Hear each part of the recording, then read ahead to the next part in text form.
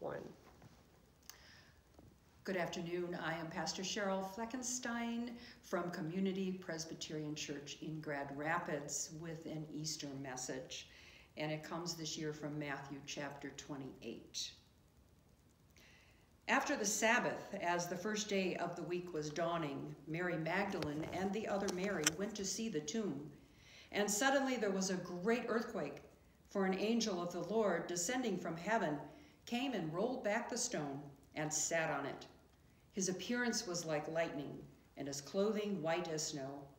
For fear of him, the guards shook and became like dead men. But the angel said to the women, "Do not be afraid. I know that you are looking for Jesus who was crucified. He is not here, for he has been raised as he said. Come, see the place where he lay.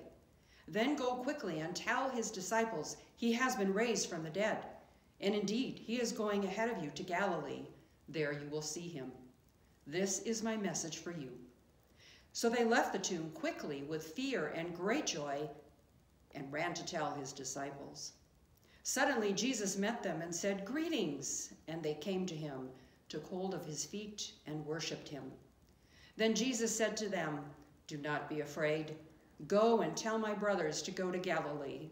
There they will see me."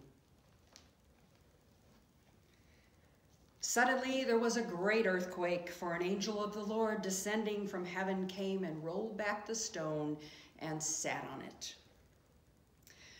My family moved to Elmendorf Air Force Base outside Anchorage, Alaska in the fall of 1964, right after the Good Friday earthquake that same year. That earthquake was 9.2 magnitude, exploding 10 million times more energy than the atomic bomb that was dropped on Hiroshima during World War II. We experienced aftershock tremors all 3 years that we lived there. Matthew says Easter is an earthquake that shook the whole world. Resurrection is an earthquake because you can't explain resurrection. Resurrection explains us.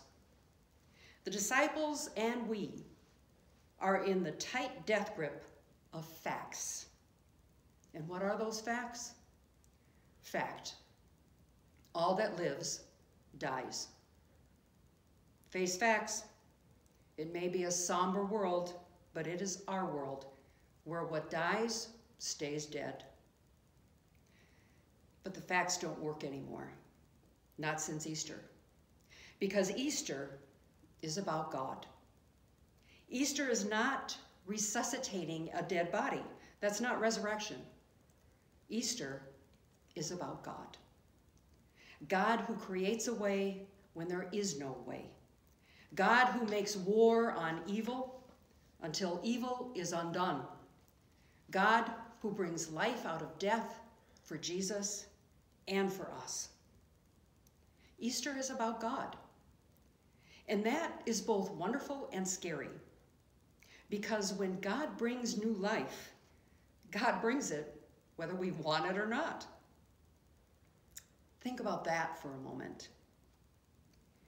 What God did on Easter by opening the tomb is the same thing that God did on Christmas in a young woman's womb.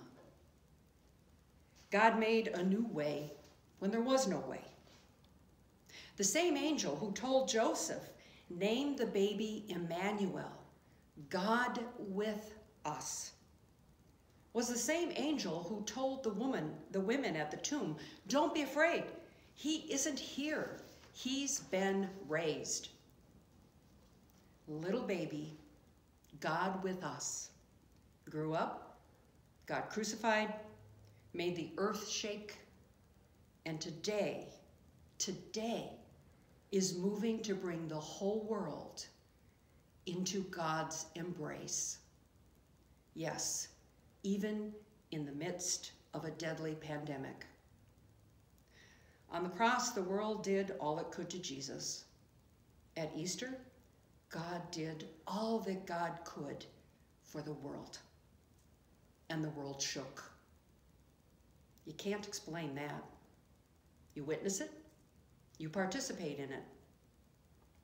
Jesus' death wasn't something God planned or willed for Jesus. Crucifixion was the inevitable, predictable consequence for Jesus saying the things he said, doing the things he did, and being the reflection of God's unstoppable love for all people, no exceptions.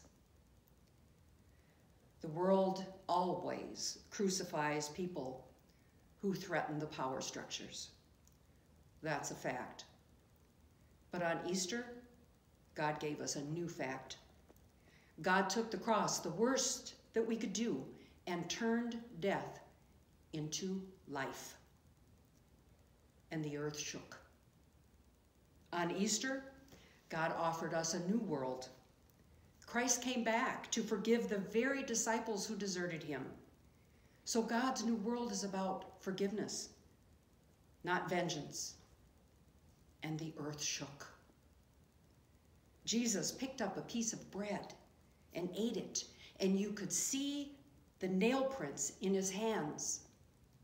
God's world is about life, not death. And the world shook. The women went to the tomb to write one more chapter in the long, sad story of death's last word. And the earth heaved, an angel appeared, the stone was rolled away, and the Roman soldiers shook. The angel plopped down on the stone in one final act of defiance of death and said to those soldiers, the ones who represent the world powers, be afraid. Everything you build your world on is being shaken. And then the angel turned to the women and said, don't be afraid. You're looking for Jesus? He isn't here. And nobody went home the same. Amen.